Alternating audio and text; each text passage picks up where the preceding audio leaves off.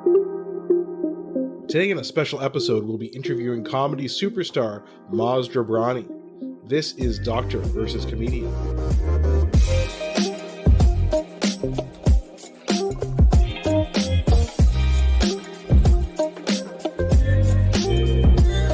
I'm Dr. Asif Doja, and this is the Doctor of Laughs. Not a real doctor. Ali Hassan. Every episode, what we normally do is I pick a topic for Ali from comedy and entertainment, and I question him about it. Then Ali picks a topic for medicine and health and grills me on that topic. However, today is a special episode. Today our guest is comedian, actor, and podcaster, Maz Jobrani.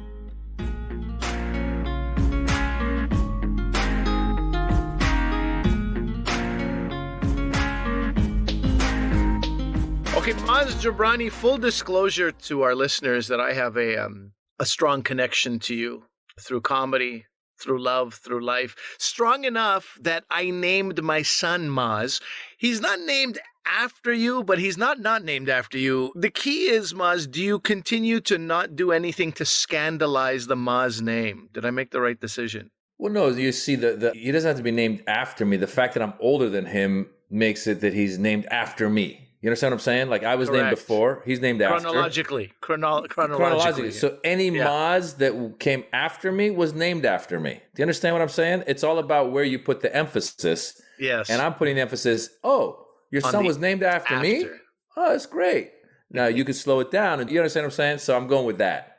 And I like that, because if you do something scandalous, I'll always say, no, he wasn't named after him. He was named after him. Boom. Nice. Exactly. Well You gave us an out, which also doesn't reveal anything about your day-to-day scandalous behavior, which is great. If people don't know this, and I think if they've come to see you and watched your career, they would know this to some degree. I would say you have a higher education than most comedians, is something you pursued. And I want to ask people, I may have heard this from you in green rooms, but, our audience wasn't there. What were your goals originally outside of comedy? What were you doing in university? It's a pretty interesting background you have that has nothing to do with comedy. And how did comedy then come up? Well, the bar is low because there's a lot of uneducated comedians. So right out the gate, just by reading a book or two, you're above them, number one. Yeah, so coming to the community.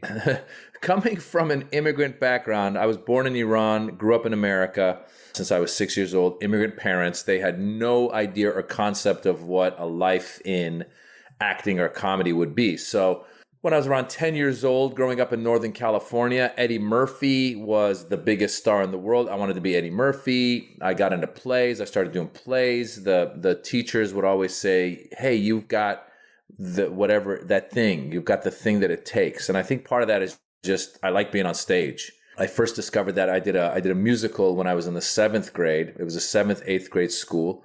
And the director, Shirley Bonbright, had said, when you're doing a musical, when you're on stage, always be smiling when you're singing and dancing. And at the time, I was in the 7th grade, so I was one of the background singers. I was just like a small part. But one day I showed up at the rehearsal and I was a little sick, a little under the weather. And I went over to Miss Bonbright. I said, hey, Miss Bonbright, I'm a little under the weather. She goes, oh, okay, just thanks for coming. And I went up on stage and I'm singing and dancing. I got a smile on my face. And she stops the whole rehearsal. Everybody stop. Look at him. He's sick. He came. He's singing. He's dancing. He's smiling. Learn from him. And I'm looking around. I'm like, oh, me? I was like, oh, this is great. So basically, I listened. Whereas, being a good immigrant child, you learn to listen. Whereas all my American friends were probably whatever, Miss Bonbright, mind your own business, Americans. And as a side note, but related, you listen so much that singing and dancing are often the beginning of every show you do to this day. Yes, when I do live shows on the road, I always come out with a nice high energy song and I dance a little bit. Yeah. And then I get into my act, which, again, sidebar on that. It just, I don't know where that started, why it started. It's been fun. It raises the energy. But there's been a couple of times where I've come out, I dance literally for a minute, and then I do my 1-hour show. There's been times where after the show, people have come on and be like, my favorite part of your show was the dancing. And I'm like, oh, okay, so I guess I'll start. The part that takes no work or preparation whatsoever. Get back to writing. So long story short, every time these teachers would tell my parents, oh, this guy's got the ability to do this. The it factor. The it factor on stage. He's a ham, basically. My dad would just be like, those people are crazy. So basically, they kind of urged me and convinced me that I should go study something and maybe do this as a hobby. So I went to undergrad and studied political science at UC Berkeley. And then my junior year abroad, I was going to go be a lawyer to please my parents, basically. I have zero desire to be a lawyer. But because they said it's like lawyer, doctor, engineer, all right, I'll be a lawyer. Then my junior year in college, I go to study abroad in Italy. And to this day, anytime I see any young people, I say, go abroad for a year. It will change your life. And it really did. It was one of the best years of my life. And while I was there was this professor. His name was Vincenzo Pace. He went as Enzo Pace. He had the goatee. He had like the blazer. He might even had the little patch under the elbow patch. And he had a gold pocket watch. And before every class would start, he would look at the pocket watch. And then once class would start, he'd close it. And then he'd go, allora, momento, which was like, allora means then or now, like let's discuss. And it was the sociology of Islam. So he'd be like, now let's talk about Muhammad, whatever. He's just really this cool dude. And I was like, that's what I want to be. Because in my mind, I thought if I'm a professor, then at least I get to be in front of people like you would with acting and comedy. Still a performance. And it's a formidable job that my parents can be proud of. So came back to the States, told my parents I want to be a professor. They lost their mind. I enrolled in a PhD program at UCLA. And while I was there, I went and auditioned for the main stage play at UCLA that all the undergrads were trying to get into. And I got one of the parts. And so by night, I would rehearse this very avant-garde theater play that I was really into. And then by day, I'd go to my poli-sci classes. And inevitably, all the poli-sci classes would always end with us discussing our roles as political scientists. And it was always publish or perish. It wasn't like, oh, you get to stand in front of a group of students and wax poetic. No, it was like, write a theory, come up with why America has a class problem, write the theory, go around the world, defend it, come back, write your next theory. And if you're lucky enough, some politician will read your book and quote it here or there. And I was like, wow, we have zero practical use. And that's when I decided to drop out and pursue maybe acting. And at first I got another day job at an advertising agency because, again, I came from this background where, like, if I was just playing video games and then going on auditions, my mom would like shoot me. So I got a job at an advertising agency. And it wasn't until my mid-20s, I was 26 years old, when I finally decided to do this. And a big weight was lifted off of my shoulders. For comedians, that's kind of a late time to start. A lot of comics start when they're 17, 18, early 20s. I was mid-20s. But anytime people ask me, they go, when did you start considering yourself successful? I say the moment I decided to do this, I was successful. Everything else has just been icing on the cake. And then so it's interesting you mentioned your background in political science because you do talk a lot about politics in your comedy and on your podcast, which we'll talk about in a few minutes. So do you think you were just destined to do this because this is something you find fascinating and that's just part of your being? Whereas other comics, they're like, no politics. We're not talking about politics. I'm going to keep my stuff about, whatever, airline food and, supermarkets. And genitalia. Genitalia. I think you talk about whatever interests you, right? So if you're single, you're talking about dating life. When you're married, you're talking about being a parent. I've always been interested in politics. I've always been very left-leaning. And especially listen, being Iranian American in America, I started doing stand-up in 98 and I took a stand-up comedy class. And there they told us, talk about what makes you different in the class. So they go through and be like, some guy's like, oh, I'm gay. Someone's like, I'm black. Someone says, I'm this, I'm that. Well, I'm Iranian. Okay, great. Talk about that experience. Talk about growing up Iranian in America. And the truth is, as Iranians, when we came to America late 78, very shortly after we came, the Iranians took Americans hostage and we became public enemy number one. I always say, we're one of the first immigrant groups that came to this country, and then our homeland did something to our new home, and then there was no one else to beat up but us, even though we left that country because we just didn't agree with that government. So I saw how politics can demonize people.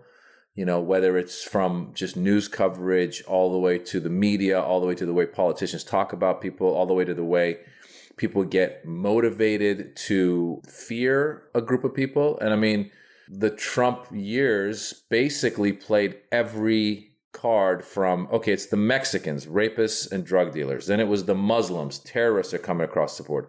Then going into the elections, he would say, the language was so interesting because he would say, oh, do you want these people coming to your, they're going to be coming to the suburbs. He was trying to scare suburban moms from voting Democrat because he basically was alluding to the protests and the riots, Black Lives Matter. So the rioters weren't Black Lives Matter protesters, but they had done a good job in saying these people are going to come to your neighborhood, and these people meant Black people. So it's just interesting how there's always somebody coming to get you. And I just know that I'd seen that as a kid. So when I started doing stand-up at first, talk about what makes me unique. Well, what made me unique was being Iranian in America, being demonized in a way. So early on, I'm talking about that. And then September 11th happens, and I quickly see that the Bush administration is going to use it as an excuse to go into Iraq and go into Afghanistan. And you start seeing the truth is when September 11th happened, I was very nationalistic in mind because I was obviously heartbroken for the lives that were lost on that day. But then seeing how the administration just pivoted to their plan to go into Iraq, I go, whoa, we got to start calling out the hypocrisy. So basically, if like my favorite kind of comedy has been that, like Eddie Murphy was my first hero, but then once I started to kind of get into it, I was like, okay, let me listen to more Richard Pryor, and he was talking about social issues, some political issues, Carlin, social, political, and then, your whole Jon Stewart and Daily Show and all that stuff. And then currently I listen to Stephen Colbert's monologue pretty religiously. And I think if you can do any kind of art and be saying something underneath it, I think that, to me, that's always the best art. But any repercussions from that, from feeling that need to do those things together, saying something in addition to your comedy? All the time, yeah. I mean, early on during the Bush administration, there was times when I would do some shows and some audience members would get mad and yell something at me. I mean, it actually inspired a joke. There was one time I was doing stand-up at the Comedy Store when we were at war with Iraq, and I was making fun of Bush, and some girl was sitting in the front. She says, "You can't make fun of our commander-in-chief during a time of war." And I guess she was in the military. And I was like, that's the whole point of the reason we supposedly went to the war, is to bring democracy to Iraq. And you're telling me I can't practice my democratic rights here? I mean, being someone who came from Iran and saw what can happen under a totalitarian state, I really value the freedom in America to say and make fun of our leaders. And so it's funny to me because a lot of times I think people forget that that's the whole point. Like when Trump didn't want to go to the correspondence dinner, that to me reminded me of all of the dictators in any country where I performed in, when you would show up in some of the countries in the Middle East, they would say, you can talk about anything you want, but don't talk about our leader. And that shows you a sense of insecurity in the leadership, that jokes could bring that leader down, right? That's the weakness of that leader. And so that was similar to Trump. And then under the Trump administration, it was a strange time because a lot of immigrants ended up liking him. And a lot of Iranian immigrants loved him. And I lost a lot of fans, like Iranian fans that were more conservative, because of my criticism of Trump. And I think one of the reasons a lot of Iranians, it blew my mind, because I go, wait a minute, don't you see he's doing this Muslim ban? Now, in the Iranian community, you got Jews, you got Christians, you got Muslims. So the religion might not be as important. However, I think a lot of Iranians in America differentiated themselves. They said, no, we're here. We are part of the Trump team. He's not talking about us. And so, first of all, the hypocrisy of, wait a minute, you came and now you want to close the door to other Iranians coming. Number one, that's hypocritical in my opinion. Number two, they had fallen for this idea, as Trump does, he would promise things and say things that he didn't deliver on. So the Iran deal is a horrible deal. I'm going to get a better deal, and I'm going to get rid of the mullahs, basically. Well, he said it all, but nothing happened. If anything, he put us in a worse situation, because Iran, once he pulled out of the Iran deal, the Iranian government went ahead and went back to developing their nuclear program. And they turned to China, and now China has influence there. So people just hear the words. Like when he killed Soleimani, who was the general in Iran, who was this bad person, and they bombed his car when he was in Iraq, again, a lot of Iranians were like, see, he's tough. He killed Soleimani. Not thinking of the next logical step, which is like, well, then they're just going to replace that guy with another general. And now you're going to put us on the brink of war with Iran. And war with Iran, unfortunately, again, this goes to the stupidity of some of these people. They don't see that a war with Iran, there's no like mullah heat-seeking missiles that are just going to kill the mullahs. Exactly. You know what I'm saying? Like, it's like you're going to kill 500,000. Iran's a highly populated country, 80, 90 million. Tehran is a very, very populated city. So again, I think a lot of people fell for Trump's promises. And because of that, I think I lost a lot of fans inside the community because they thought I was losing my mind. But the truth is, I couldn't be silent. I did a bit I had a special called Pandemic Warrior that I filmed in 2019 in Dubai. And I did a bit in it about, like, when I first started doing jokes about Trump, I was like, I'm going to lean into it. And then one time I was leaning into it at the Improv in Melrose Improv. Some guy started yelling back. I started yelling back. Again, he was one of these guys who came to America when he was 13 or something, and he was from Iran. So I lost my mind. I go, don't you see the hypocrisy in what you're saying? And he was like, blah, blah, blah, back and forth, back and forth. And then I turned to the audience, and the audience was looking at me like, dude, what happened to the show? You've lost yourself. And I realized, you know what I'm going to start doing? I said, and at that point, I started calling the tour Peaceful Warrior, because I said, I got to fight peacefully. So I'm just going to Tai Chi. The next time somebody yells at me about Trump, I'm just going to Tai Chi it. So first of all, I cut back on some of the harder opinions that I was throwing out at him, but I still had jokes about him, but I wasn't going to like do 10 minutes. I was going to do like 6 minutes. And then there was a couple of times, it actually worked really well, where an audience member would lose their You're like, you can't, da, da, da. And I just would be like, thank you so much. Oh my God, what a great country that this person can express themselves. And then the audience is booing them, going boo. And I'm like, no, let them talk. And actually, if you guys go to YouTube and you put Maz Jobrani, Trump heckler, this happened at a club in Burbank called Flappers, where this white lady was at the show. She watched the whole show. The Trump stuff came at the end. And she watched the whole show and was laughing. And at the very end, when I'm doing this whole bit about Trump, and by the way, the bit wasn't even that, like, I've heard comedians be like, oh, he's a piece of shit, blah, blah, blah.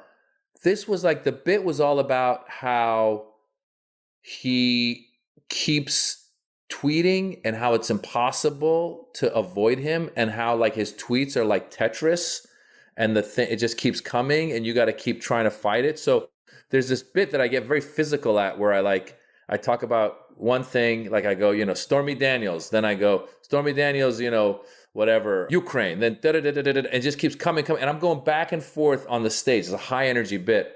And then this lady starts yelling, I, as a woman, I'm offended. And she's yelling at me. And the whole time I'm like, I love you. This is great. I go, I only have 2 more Trump jokes. You can stay, you can go. And, she didn't know what to do with it, because I didn't yell back at her. And it was like, and it felt really good. And the funny thing was, I felt proud of myself because I handled it like Tai Chi master. And I walked into the green room, like feeling like, because the audience was with me, they were laughing. I like floated past everybody into the green room. I go in the green room, and then the comedians come running back. They go, oh my God, your audience is going off on that lady. I go, what? So whereas I Tai Chi'd it, there was audience members going by her going like, you bitch, cussing her out. I was like, so oh, funny. no. Well, there's so many things you brought up that I want to touch on. It's funny, I'm a physician, right? So Ali and I's podcast, Doctor versus Comedian, I'm the doctor in it. And so my wife's a physician as well. She's much more calm than I am. She's always like, kill him with kindness. That's how you get stuff, is to kill him with kindness. And so I was thinking about this, and I thinking about Peaceful Warrior, which was, as you said, the original name for your last stand-up special. And we had this story Ali and I had talked about that I was going to tell you about.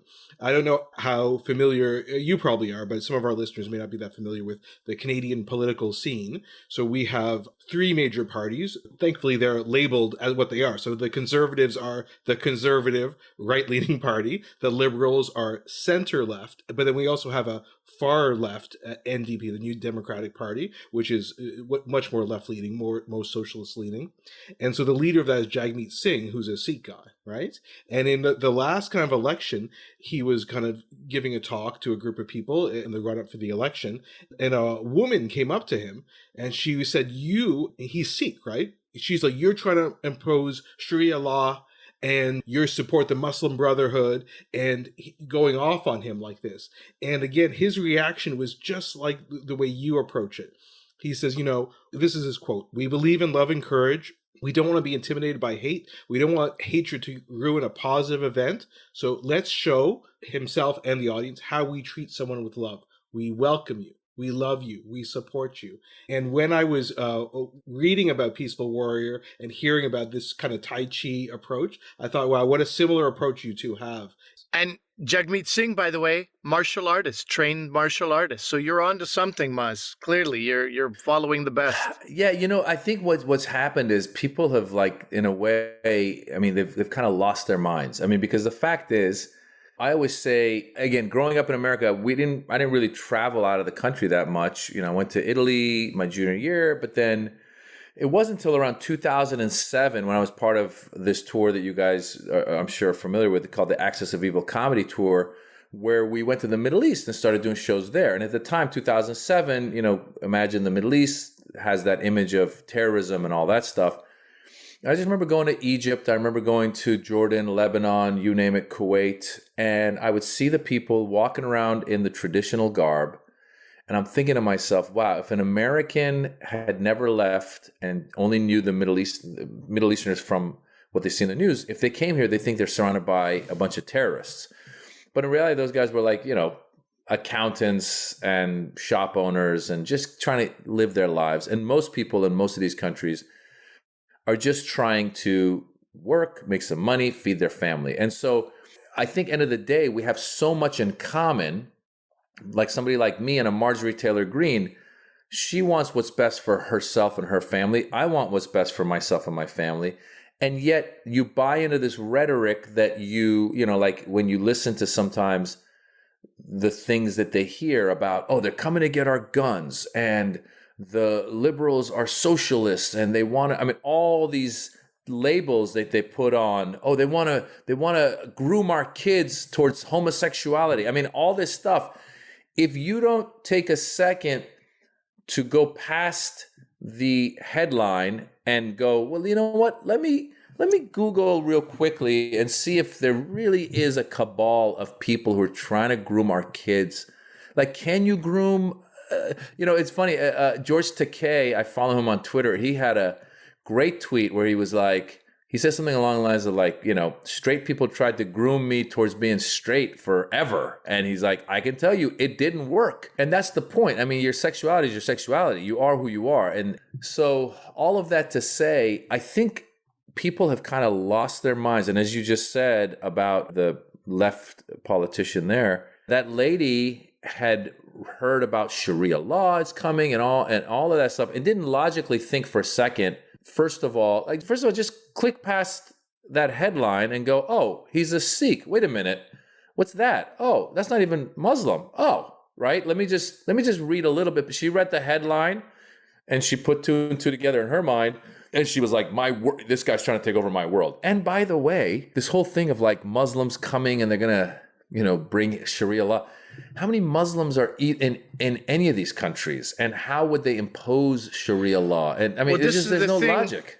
There's a local, here close to Toronto where I am, there was a mosque that was being proposed in a faraway suburb from the city. And this was the big thing. They want to instill Sharia law here. And there's not one example of that in North America.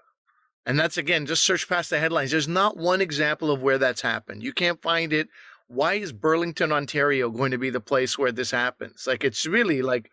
And by the way, I'll go one step further. Here's what's crazy to me. If these people who, because obviously it's pitting us against them to get you to donate to my cause, get you to vote for me, right? If the more I can say, they're coming to get us, so vote for me, give me your money. If they took a second to just step back and go, wait a minute, what do you believe in as a conservative Muslim? If you're really religious, what do you believe in? Well, probably against gay marriage. Oh, so is this person who's conservative Christian. Oh, probably against abortion. Oh, so is this person. Probably. They have a lot more in common than they do not in common. And that's, if anything, like they don't see that. It blows my mind. And so, again, I think given how crazy people are, and like how quickly do you think you're going to win a debate if someone's yelling at you? If you yell back, you're not going to be able to convince them. Hopefully, what you can do is maybe open their eyes. Maybe they'll decide to agree to stay in that room and watch the rest of your speech or your comedy show or whatever's going on and see that, oh, there's people laughing, and oh, wow. Maybe you'll put a iota of doubt or curiosity in their minds to go one step further to realize, oh, we're not trying to do X, Y, and Z. The same thing goes for like, Trump supporters it's a cult, really. I mean, if you want any kind of indication as to why did people fall for him, just watch any of these televangelists. You watch these televangelists, they got 50,000 people giving all their money to them. Trump's a televangelist, basically. And if you poke holes in his existence and his lies, you're threatening the followers' beliefs. But if you're able to come at them with kindness and go, look, you're yelling at me. I understand you're really pissed off.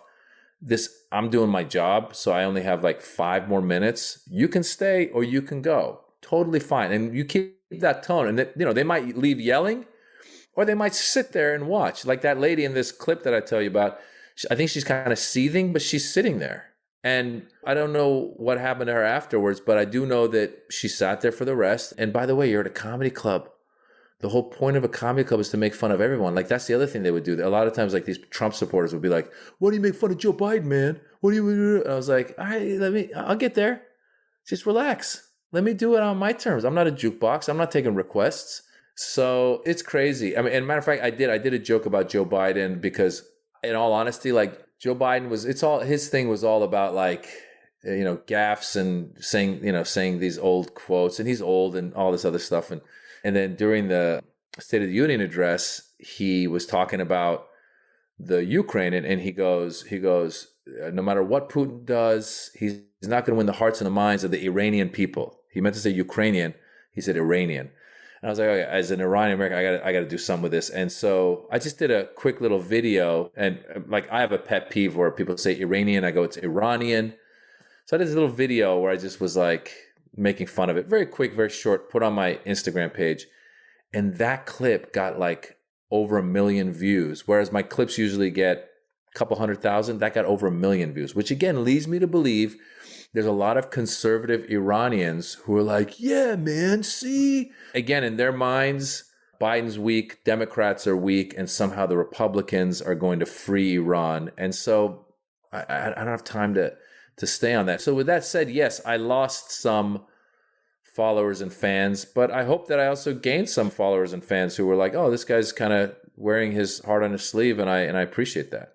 I wanted to talk about this fan base of yours too, Maz, which I've always been so fascinated with. There's it's almost like, watching Angelo Saroukas. Angel set up, he'll come to Montreal, 5 days notice, fill up 600 Greeks in a hall, and have a successful show. Frank Spadone, who right? Same thing with the Italians. I watched you do the same with Persians. And I remember thinking early on in my career, oh, I guess that's what will happen with me and the Pakistanis. Not at all. Zero. There are almost no Pakistanis coming to see me for reasons I can't fully understand. But I see, like, even when you're in Norway, when you travel internationally, you have this base of Persians that it's like you build on that, right? You already have this base sort of like already built in. I wanted to ask about that a little bit because, as we're suggesting here, an audience like that, Persians, well, there is they come from different parts of Iran. They come from different parts of the diaspora has settled in different places and they have different beliefs. But generally, they lean a little bit more conservative. I mean, I can't imagine you have regrets having this fantastic career with all this support. But do you think you would have had a different career if you didn't have a sort of a built-in Persian audience? Would you have skewed to different views and things on stage? Well, listen, the truth is I think a lot of us don't look at, oh, let me do this material so that I will attract that audience. I think most comedians just talk about what's funny to them, right? This is what's funny to me. And so that's what I did. I just talked about what's funny to me. My politics are very left leaning, but if you watch any of my specials, you'll see 10 minutes of political jokes, again, pretty liberal leaning. And then you'll see another 20 minutes of family jokes. Then you'll see 10 minutes of fart jokes. I mean, it's like, it's all over the place. You can't really say, oh, it's only this or only that, right? And I have fun with it. I've actually tried to lean more and more into the diversity. Like, I love having diversity at my shows. I want to be the comedian for people who are in mixed marriages. I want to be the comedian for people who are immigrants. And I don't care, because I feel like, early on in my act, I used to say Iranians this, Iranians that. Then I realized, we have a lot of similar experiences to Indians and Pakistanis and Sri Lankans and Chinese and, Mexicans, all of us. And so then because I was doing a joke, I used to do a joke about how my grandmother used to keep all of her cash in her bra. And I said, we thought she was a D cup till one day we went to buy a house and she pulled the down payment out of her bra. We realized she's an A cup. Then we looked closer and we realized she wasn't even grandma, she was grandpa. And so that's the joke. But I was doing that at the Laugh Factory one time, and there was these two girls that I think were Mexican or Latina of some sort, and they were dying laughing. And I go, oh my God, Mexican grandmothers also keep their money in their bra, their cash in their bra. And then, by the way, I'm sure there's white grandmothers that do that too, in the South or whatever. So I started talking about immigrant this, immigrant that. And matter of fact, my Netflix special, I called Immigrant. I have always tried to just talk about what's funny to me. And the audience has found me. I think with the Iranian audience, they didn't have anybody. Like I was the first Iranian American comic to start doing stuff. I started at the Comedy Store in front of American audiences, and then word got out in the community that there's this guy. And then the next thing you know, this was like early 2000s, and then, YouTube's coming out and people are sending each other my clips, and all of a sudden people discovered me. And I think most people were on board from my community. They were on board with my, because originally it was like, oh, Americans see us as the enemy. So that's neither Democrat or Republican. It's just pointing out that we're seen as that. And so a lot of my people, I think, agreed with that and they were on board. But, when it comes to my left-leaning politics, it is what it is. And by the way, going around the world, I actually said, I said, if you really want to have a good, successful international career, you should hope that your homeland has a civil war and then your people flee. And then you end up with those people all over the world, which is true. I have people, there's Iranians in Australia, there's Iranians in Scandinavia. They're all over the place. And as you say, they do create the base audience, and then they bring their husbands or wives or friends who are from other backgrounds. And then they come and they realize, oh, this is, relatable to anybody, which actually is another thing that I try to get across. Because one of my pet peeves is when people go, oh, he's my favorite Persian comedian, or this Iranian comedian did it. And I go, no. Anybody will get it. And as proof to myself, when I go to the Comedy Store, the Laugh Factory, or the Improv in LA, and I'm on a night with 10 diverse comics of all kind of backgrounds, I get on stage and the audience, maybe there's like 2 Iranians in the whole audience, and the jokes are still making sense. And I go, see that unfortunately people have sometimes put the label on you, and you go, no. Even like I'm getting ready to go to Europe again. They want to claim you.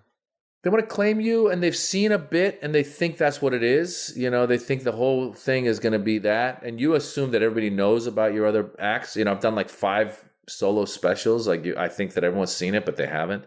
And the other thing is, like, even I'm going to Europe. I'm going to Europe, and I've gotten a few people hit me up with messages going, so is the show in English or in Farsi? And I always reply, I've never done a show in Farsi. My shows are all in English. And they're like, oh, okay, thanks. And I'm like, how does this, because like on my Instagram, I'll do something called Persian Word of the Week. And even that, the whole point of that is to teach English speakers Persian. So it's explaining a funny Persian word in English. So I don't know what to say and do to go beyond. I really, as you say, it's funny because you go, the Pakistanis ever found you.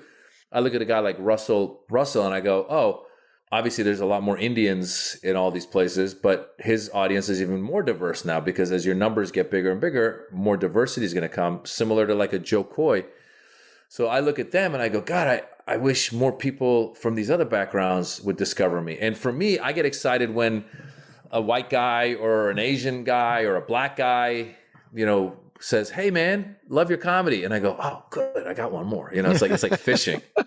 So another brick in the wall. I wanted to ask you about this, just a bit more lighthearted than the Trump stuff. So I grew up in Montreal, and we would get Vermont radio. So we would get VPR, Vermont Public Radio, which was an affiliate of NPR. And so I grew up listening to like these two guys do this car show, these two weird brothers do these car. I don't even know anything about cars, but I was like, somehow these guys entertain me. I would listen to Terry Gross of Fresh Air. And I still follow the podcast. Like, this woman is like been the second mother to me, you know?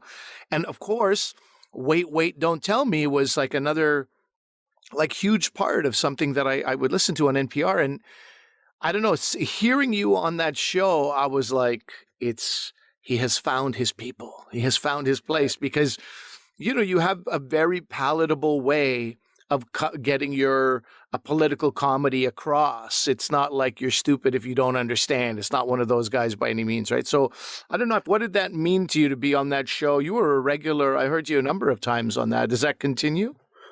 Yeah, so Wait, Don't Tell Me, I was a fan of the show. I'd like you said, I would play soccer with my friends on Saturdays, and then on the way home, I would listen to it. And I remember hearing Sarah Silverman. She was a Not My Job guest. So for those people who aren't familiar with Wait, Don't Tell Me, it's a fake quiz show that they do every week where they cover the week's news.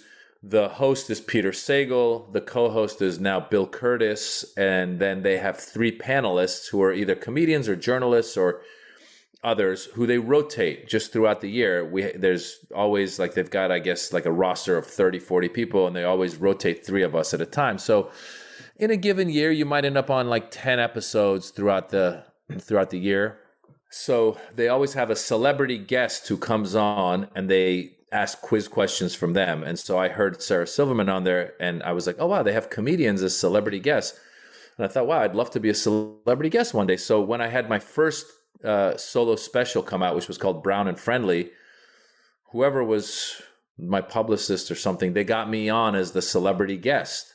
So I got to go and play the game, and it was fun to play the game. And I don't know how many celebrity guests have then gone on to become panelists, but eventually they reached out. They said, would you like to be a panelist? I said, of course I'd love to be a panelist. So then I became a panelist in, I believe it was like 2009 or 2010. It was a while back. And ever since then, I continued to be on it. And it's a fun show to do. It reaches an audience that, like you said, normally I would not reach. And so it's great for me. And it got to a point where, so I have done now, so the way people started knowing me for my stand-up was when I did the Axis of Evil comedy tour. And that's when the Middle Eastern community, whether it was Arabs or Iranians or other Muslims, Pakistanis, whatever, that's when they started discovering us. Because the Axis of Evil comedy tour, again, got a lot of press. We were on Comedy Central. And so that got us known in that community. I did the movie Friday After Next, which was Ice Cube. He had Friday After Next. That was a movie that had a cult following in the urban community. So it was a lot of like Latino and Black fans would know me from that.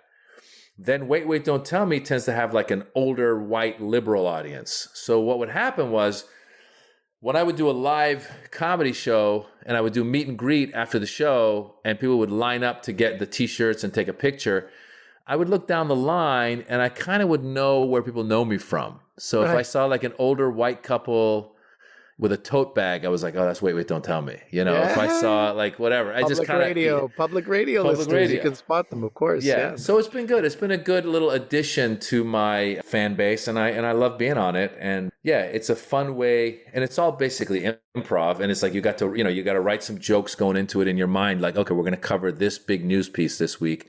Make sure you have a few jokes to throw in, and then just have fun. And they're so smart. These guys are like, sometimes the panelists they have on there are so smart that there's times when I'm kind of lost because I'm listening. I'm like, I have no idea what they're talking about.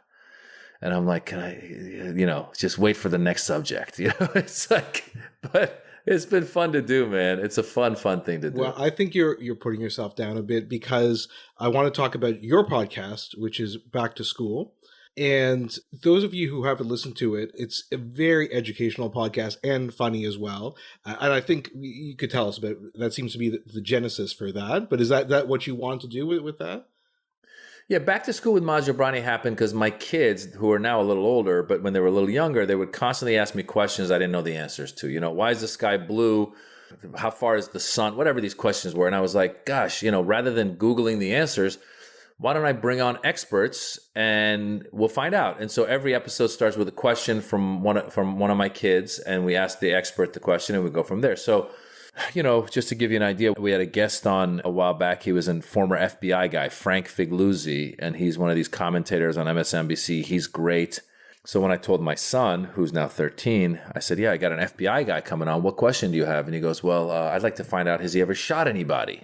That's a question a boy would ask an FBI guy, right? And then we had someone else who helped land the rover on Mars. What question do you have for him? And we had a lady who was she's a diver who goes underwater, dives under glaciers, just all kinds of crazy stuff. And more recently, it's become an excuse to just have good conversations with interesting people. You realize how many interesting people are out there doing interesting things. The variety is amazing. Again, you have these heavy hitters in politics, in science, and you have also topical things. You had Rabia Chaudhry, who was Rabia was great. Attorney who was a friend of Adnan Syed from Serial. I think everybody who listens to podcasts has listened to Serial. Of course, me being a WWE fan, you had Arya Davari How to Become a Pro Wrestler. Just recently, that a couple weeks ago. That would for sure be Asif's favorite. So, one of the funniest things also, I got to say this, Maz, it's like, it's normally you're like 52 to 59 minutes, your podcast length. And then one of them was less. It was like 43 minutes. And I was like, oh, I wonder which one that is. That's the low. It was 49 minutes. And that one is The Perception of Muslims in America with activist Qasim Rashid. So it's just like, how are things, Qasim? They're pretty okay, that's it. Let's wrap up the podcast. It wasn't too much to talk about. It really speaks how bad things are. But really, like, what a great idea. And I hope people will, those who are listening, continue to listen, and you continue to pick up people. And I'm sure some of our listeners would be very, very interested to check it out. Half the challenge is getting the word. Half the challenge is just getting the word out, I think. Yeah. Our listeners like this combination of comedy and education, right? Like learning something. Ours is learning about medicine or something like that. So it's a similar kind of overlap. How do you get those guests? Is it just like, connections from here? You reach out, publicists, like it just, different it's a combination of all of it. We just had Taran Killam, who was a former Saturday Night Live member, and he came on because we talked to his publicist, Danny Delaney, who was like, do you want to talk to Taran? I said, sure. So it's always like that. Sometimes like we had like Don Winslow, who's a famous novelist who's very, again, left-leaning, and I was a fan of his on Twitter, and I was like, big fan. And then he reaches out and he's like, hey, enjoy your comedy. And I was like, would you come on my podcast? I go, sure.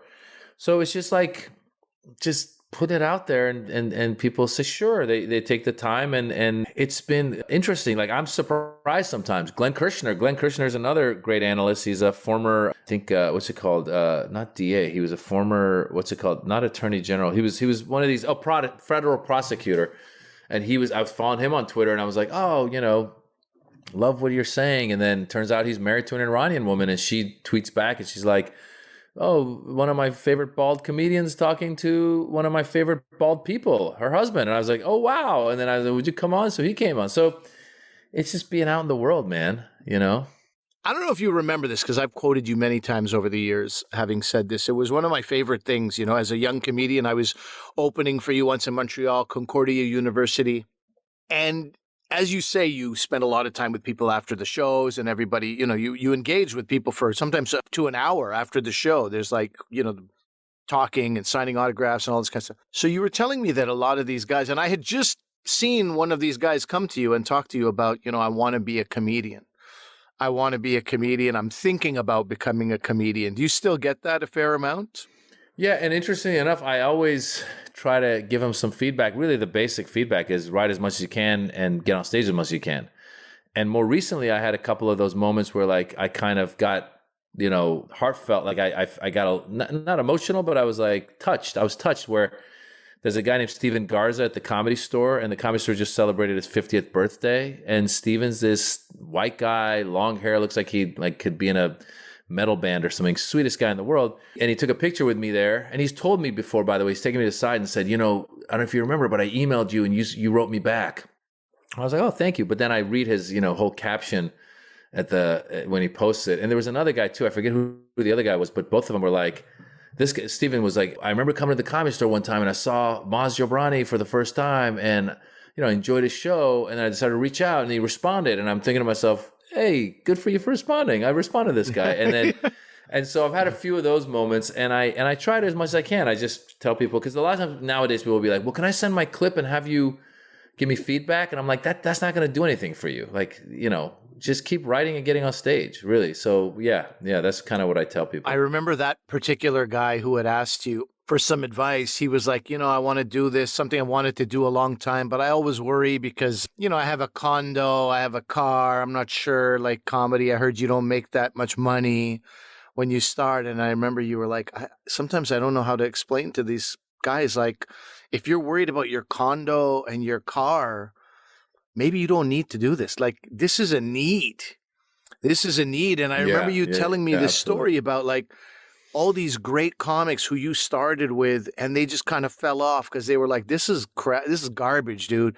We get on at like 12:30 on a Wednesday at the store in this crappy room. There's 3 people left.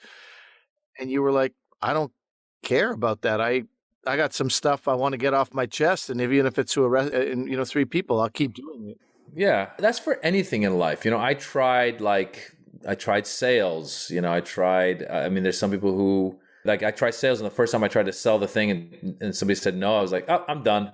Meanwhile, there's a guy who stuck it out, and now he owns a car dealership or whatever, right? So that's the same with stand-up. When I started in that stand-up comedy class, there was this one guy in particular. There was this gay guy who was hilarious, but he was also an executive at Disney making 6 figures, and he had a house out in Palm Springs. And I remember I ran into him at a movie theater like years later, and I was like, hey, man. And he's like, hey. And I go, how you doing? Oh, I'm good. And he'd moved up the ladder and was living his life and was happy, and that was it. But he wasn't going to skip out on his condo in Palm Springs on the weekends to hang out and get up after being bumped 5 times by some celebrity and get up at 1 a.m. But I found what I wanted to do finally. And so for me, I was going to hang out. And there was moments where, it even my current wife, who was my girlfriend there, like we broke up for a minute because I was like, I got to prioritize this thing. So yeah, I think it's got to be a need. It's got to be, and whatever that is. Bill Gates and what was it? Paul Young, or was Steve, whatever, his counterpart. They built Microsoft out of the garage. And I'm sure they probably missed out on a lot of stuff, but they're really into it. So if you find the thing you're really into, then do it. A lot of people have become doctors. They got to be a resident for 4 years, getting up at 3 a.m. and going and checking on someone whose heart is failing. I'd walk out of the hospital. I'd be like, I don't want to hang out for this shit. I'm out of here, So it really is. It's like you really got to want to do it and get through all that stuff. Will Trump run again, and will that mean that you will then become a Canadian once and for all? Gosh, I don't know if he's going to run against someone. Actually, the Michael Cohen, whose podcast I listened to, he was on my podcast as well, who was his former fixer. He says, and I kind of agree with him, he goes, this is part of his grift. He's just going to keep saying, I might run. Keep giving me money. Because once he declares he's going to run, he's going to have to spend that money on the run. So he's just taking money right now. And eventually, I think he might just want to be a kingmaker and be like, all right, Ron DeSantis, I crown thee, and continue to have his influence and just, play golf. He may be that. And I don't know if he's going to run. But even Ron DeSantis, any of these guys that wins, they're just running this country into the ground. They're basically getting rid of abortion here. I actually tweeted today. I said, so is now the right time to move to Canada? Yeah, in the back of my mind, I do see this country becoming more and more conservative, religious leaning. It's crazy that we're in 2022 and that all this stuff's happening. And so in the back of my mind, I'm like, do we move to Sweden at some point? Where do we go? This is a funny thing. I've talked to Asif about this too. Like, if I describe 2 countries and I tell you one is Pakistan, 1972, that my father left from, or wherever, 1970, or America 2022, you'd be like hard pressed to be like, wait, which one is which? I don't know which one has the corrupt leader and religious fundamentalism and this corruption and this and no regard for its like general population and, no ability to socially serve. It's, the social welfare is a dirty word and this kind of stuff. It's crazy. It's what a flip. Same thing with Iran. And that's why I see it playing out. Like, I feel like the way the religious Muslims took over Iran, like I feel it's happening here. And here we know that there's a majority of, people who would lean in the other direction, but it's going to be a minority ruling a majority. And I think that's the formula for civil war. So yes, please keep. We have a room in the basement, or a couch ready. I'm coming. Absolutely. Yeah. We'll keep you away from Ottawa. Ottawa has been a hotbed of ridiculous activity funded by the Americans, they say, by the way. But anyway, that's yes. You come to super safe Toronto. Do not bring your truck. Super safe Toronto. We have a place for you always. Maz, you will be at the Algonquin Commons Theatre in Ottawa, truck or not. That is on May 20th, a Friday. And the next night you come to our very own Toronto. You can kick around the tires, see how you feel about the city. Well, you've been here hundreds of times by now. Yeah. And you'll be at the John Bassett Theatre. Is it another one of those you had 2 shows and you added a third show? Or we sold out show 1, added show 2. That's almost sold out. We'll see if there's time for show 3. There might not be, so we may just do 2 and call it a night. Leave them wanting more. Yeah, exactly. Yeah. Selling out quickly. Yeah. All right, and you can MazJobrani.com is where all the international dates are. Right, it's never limited to just a small bunch of shows. You always, when you leave the house, you leave for a long time. You're hitting the road. Yeah, I'm out, baby. And links to your podcast. It's called Back to School, and you can find that from MazJobrani.com as well. Yeah, Maz, thank you for your time as always, man. It's very, very nice to talk to you. Namaste, gentlemen. Namaste. That's not us. Sharia law. Sharia law. That's also not us. All right. There we go. Salam alaikum. Thank you so much, Maz. We really appreciate it.